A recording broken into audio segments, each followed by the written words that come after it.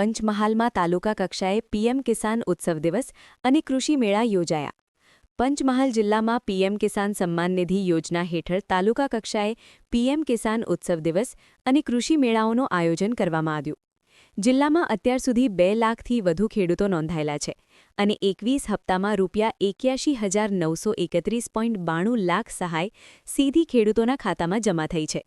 કાર્યક્રમ દરમિયાન વડાપ્રધાન નરેન્દ્ર મોદી દ્વારા 22મો હપ્તો જાહેર કરવામાં આવ્યો, જેના અંતર્ગત પંચમહાલના 1,95,076 ખેડૂતોને કુલ ₹3,968 લાખની સહાય મળશે.